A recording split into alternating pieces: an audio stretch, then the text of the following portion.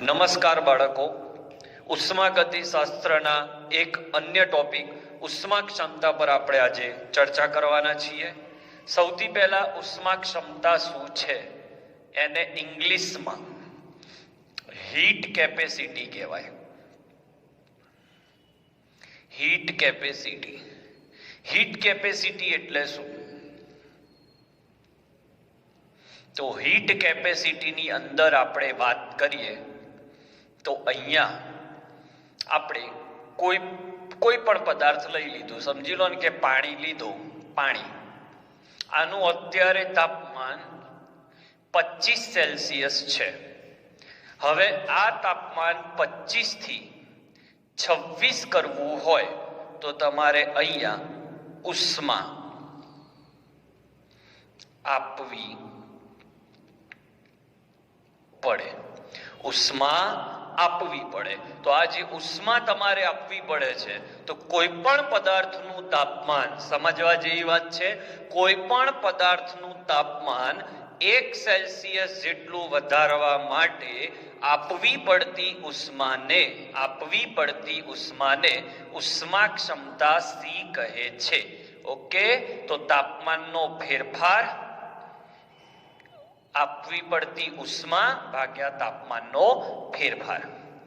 Okay, હવે most IMP point જે મોટા ભાગના છોકરાઓને તકલીફ પડે છે કે તાપમાનનો ફેરફાર ડેલ્ટા ટી બરાબર સમજી લો કે 10 સેલ્સિયસ છે, તો તાપમાનનો ફેરફાર કેલ્વિનમાં કેટલો થાય? તો કેલ્વિનમાં પણ 10 જ થાય.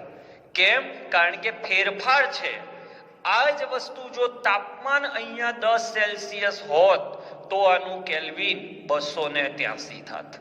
તો આ યાદ રાખજો, તાપમાનનો ફેરફાર સેલ્સિયસમાં લો કે કેલ્વિનમાં લો સરખો થાય, કારણ કે ફેરફાર એટલે બાદબાકી. તમે 27 સેલ્સિયસ અને 37 સેલ્સિયસની બાદબાકી કરશો તો 37 માઇનસ 27 10 થશે. હવે એ જ 27 અને 37 ને કેલ્વિનમાં ફેરવજો અને પછી બાદબાકી કરજો તો પણ જવાબ 10 જ આવશે. તો માઇન્ડ ઇટ, અહીંયા ભૂલ થઈ શકે છે. તો this is your most important point for this concept that is called heat capacity. કોઈ પણ પદાર્થનું તાપમાન 1 સેલ્સિયસ વધારવા આપવી પડતી ઉષ્માને ઉષ્મા ક્ષમતા સી કહે છે. હવે ઉષ્મા ક્ષમતા સી છે એને બે રીતે પણ લખી શકાય. મોલર ઉષ્મા ક્ષમતા. તો મોલર ઉષ્મા ક્ષમતામાં 1 મોલ દીઠ આવે, એટલે જે સી નું સૂત્ર છે તો સી બરાબર Q by delta T into mole. અને વિશિષ્ટ ઉષ્મા ક્ષમતા જે છે તો એમાં 1 ગ્રામ માટે આવે તો સી બરાબર Q by delta T into દળ. ઓકે, મોલર ઉષ્મા ક્ષમતામાં મોલ વડે ભાગવાના, વિશિષ્ટ ઉષ્મા ક્ષમતામાં વજન વડે ભાગવાના. ઉષ્મા ક્ષમતા એકલી તમે લો તો ઉષ્મા ક્ષમતા એકલી તમે લો છો તો ઉષ્મા ક્ષમતા એ માત્રાત્મક ગુણ છે. જેમ અહીંયા પાણીનો જથ્થો વધશે એમ એનું તાપમાન 25 થી 26 કરવા માટે અહીંયા આપવી પડતી ઉષ્મા વધશે. પણ તમે 1 મોલ પદાર્થ લેશો એટલે ફિક્સ થઈ ગયું. તો આ અને આ બંને વિશિષ્ટ ગુણ છે. ઓકે, કયા કયા એમસીક્યુ પૂછાઈ શકે એની લિસ્ટ બનાવી રહ્યો છું. આનો એકમ શું થાય? તો આનો એકમ જૂલ પ્રતિ કેલ્વિન. સેલ્સિયસ હોય તો સેલ્સિયસ. આનો એકમ શું થાય? તો જૂલ પ્રતિ કેલ્વિન પ્રતિ મોલ. આનો એકમ શું થાય? તો જૂલ પ્રતિ કેલ્વિન પ્રતિ ગ્રામ. ઓકે, તો ઉષ્મા ક્ષમતાનો ઇનિશિયલ કોન્સેપ્ટ તમારી સામે મૂક્યો છે. હવે ઉષ્મા ક્ષમતાને અચળ દબાણે અને અચળ કદે કેવી રીતે લખાય એ શીખીએ. લઈ લો આનો સ્ક્રીનશોટ. ઓકે, ચાલો. ઉષ્મા ક્ષમતા એ અચળ કદે અને અચળ દબાણે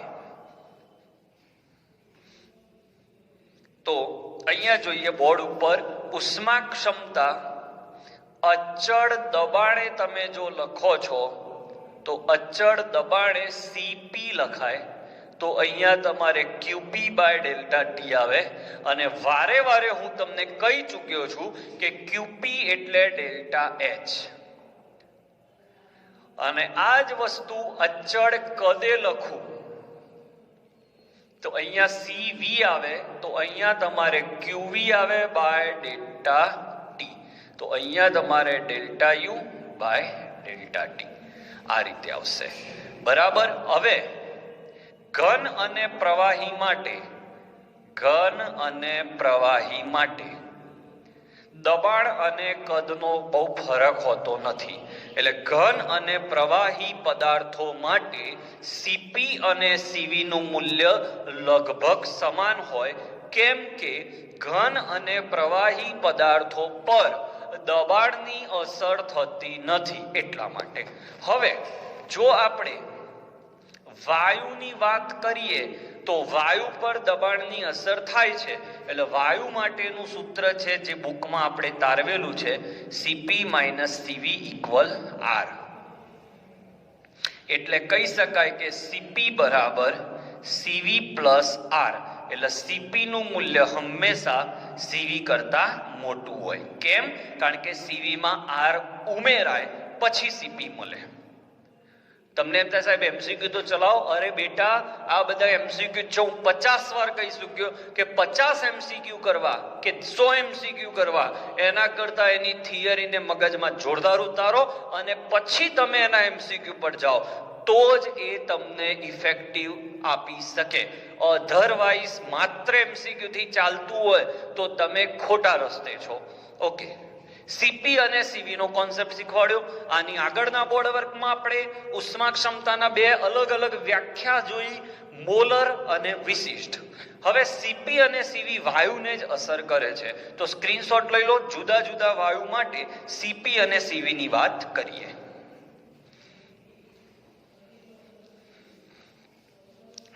ચલો,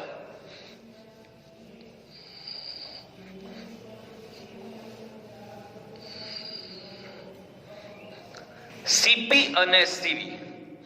તો સીપી અને સીવી નો ગુણોત્તર લો, એને ગેમા કહેવાય, જેની સંજ્ઞા આ છે. હવે જુદા જુદા પ્રકારના વાયુ છે. બરાબર. વાયુ એક પરમાણવીય એટલે જેમાં એક જ પરમાણુ હોય,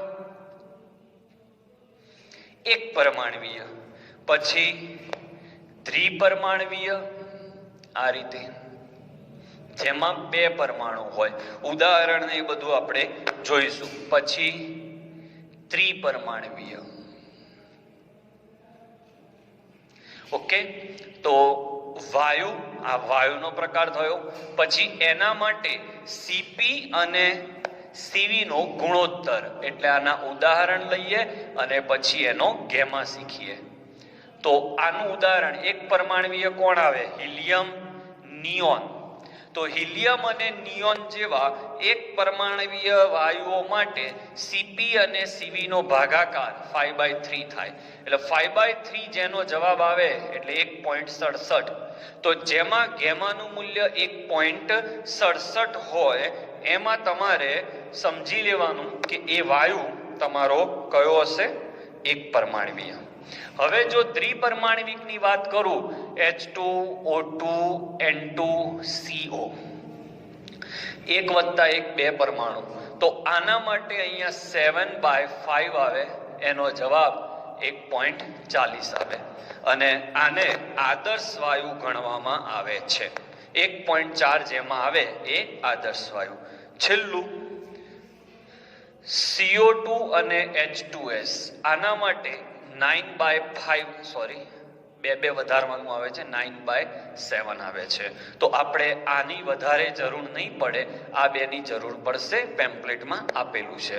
હવે આના આધારે 2-3 MCQ શીખીએ જે આપણા પેમ્પલેટમાં આપેલા છે. કયું પેમ્પલેટ અમુક કહેશે, તો આ પેમ્પલેટ તમારી પાસે છે, એમાંથી આપણે MCQ સ્ટાર્ટ કરીએ છીએ. સ્ક્રીનશોટ લઈ લો.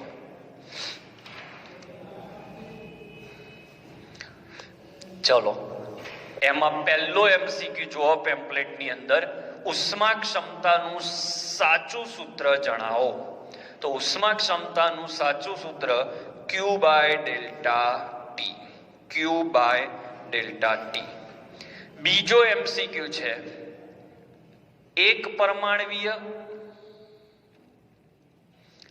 અને દ્વિપરમાણવીય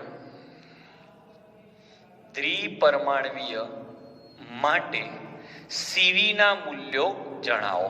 તો એક પરમાણવીય માટે CP/CV કેટલો હતો યાદ કરો. તો એક પરમાણવીય માટે CP/CV 5/3 હતો અને અહીંયા 7/5 હતો. તો CV નીચે છે એટલે અહીંયા 3/2R અને અહીંયા 5 નીચે છે એટલે 5/2R. ટેકનિક છે ડાયરેક્ટ.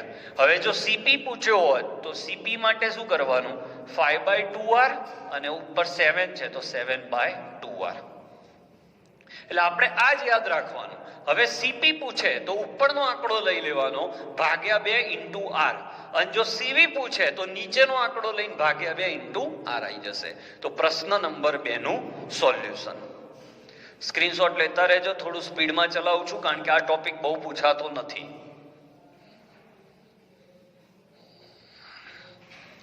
ચાલો, MCQ નંબર 3 ગણતરી વાળો છે, રકમ હું વાંચું છું. અચળ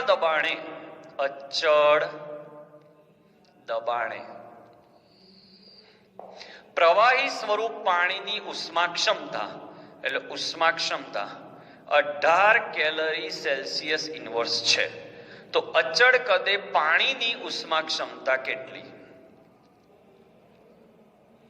અચળ કદે એટલે આ અચળ દબાણે છે, તો અચળ કદે પાણીની ઉષ્મા ક્ષમતા કેટલી? તો CP - CV બરાબર R. બરાબર, પાણી ભલે લખ્યું પણ પાણી ઉકળશે એટલા માટે. તો CP - CV બરાબર R. CP ની કિંમત તમારી સામે 18 આવી. CV શોધવાનો. હવે R ની કિંમત કેવી રીતે લેવાય? Let us check. તો R ની કિંમત કેવી રીતે લેવાય? તો આ એકમ કેલરીમાં છે.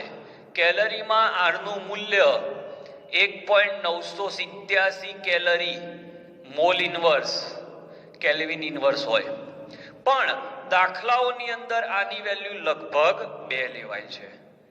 ઓકે, એટલે આ વસ્તુ તમે ધ્યાનમાં રાખજો. તો 2, તો અહીંયા આપણે મૂકીશું 2. તો CV બરાબર 18 - 2 16. ઓકે, કેલરી પ્રતિ કેલ્વિન અથવા કેલરી પ્રતિ સેલ્સિયસ. ડન, ખબર પડી? બહુ મસ્ત અને ઈઝી દાખલો. હવે જે દાખલો ગણાવું છું એ મોસ્ટ IMP તમારા માટે. પ્રશ્ન નંબર 4.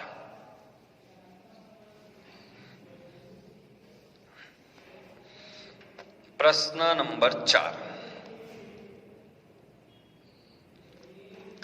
0.1 મોલ વાયુ